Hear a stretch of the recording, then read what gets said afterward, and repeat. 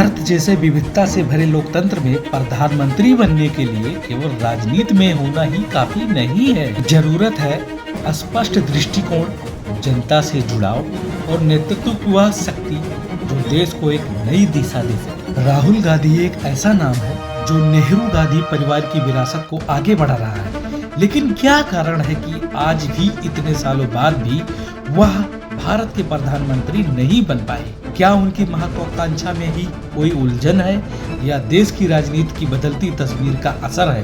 तो हेलो दोस्तों, नमस्कार। आइए शुरू करते हैं आज का वीडियो।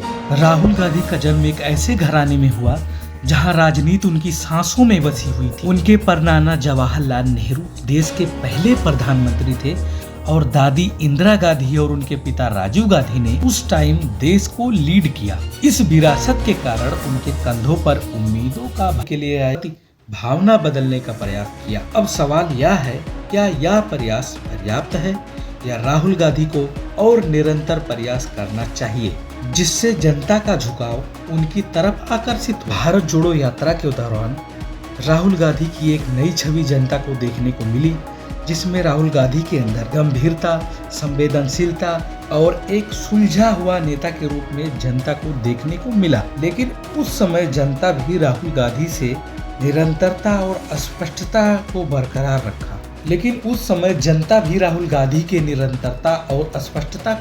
रखा। वर्तमान समय में भारत की राजनीति में एक मजबूत विपक्ष पार्टी की जरूरत है, लेकिन राहुल गांधी के नेतृत्व में कांग्रेस कई राज्यों में अपना पार्टी खो चुकी है। बीजेपी के मजबूत कैडर सिस्टम और सुसंगठित रणनीतियों के सामने कांग्रेस पार्टी बिखरी हुई नजर आती है। राहुल गांधी के नेतृत्व क्षमता पर सवाल उठते हैं। क्या वे कांग्रेस पार्टी को दोबारा खड़ा कर सकते हैं? राहुल गांधी की कहानी किसी भी फिल्म कहानी की तरह एक दिलचस्प है। एक उत्तराधिकारी, संघर्षरत नेता, आलोचना का शिकार और अब बदलाव की चाह रखने वाला व्यक्ति। लेकिन क्या यह बदलाव इतना शक्तिशाली है कि उन्हें प्रधानमंत्री पद तक पहुंचा सके? आखिर में निर्णय लेना जनता के हाथ में है। क्या राहुल गांधी में वह नेतृत्व क्षमता है जिसकी भारत को जरूरत है, या फिर यह केवल एक अधूरी महत्वाकांक्षा रह जाएगी? छवि, आलोचनाओं, विदेश नीति पर दृष्टिकोण, युवाओं से जुड़ाव और उनके कथित डर के पहलू पर केंद्रित होंगे। भारतीय राजनीति में छवि का बहुत महत्व होता है, लेकिन राहुल गांधी को मीडिया और सोशल मीडिया में लंबे समय तक पप्पू कहकर मजाक का पात्र बनाया गया है। लेकिन क्या यह छवि वास्तविक है या एक राजनीतिक प्रोपोगेंडा का हिस्सा है? इस छवि ने न केवल राहुल गांधी की गंभीरता को नुकसान पहुंचाया, बल्कि उनके हर बयान को संदेह की नजर से देखा जाने लगा। कुछ लोग इसे सुनियोजित राजनीतिक अभियान मानते हैं, तो कुछ लोग इसे उनके अपने बयानों की असंगति का परिणाम मानते हैं। राहुल को पप्पू कहना भले ही मजाक लगे, लेकिन यह एक रणनीति है जिससे जनता की सोच प्रभावित की जाती है।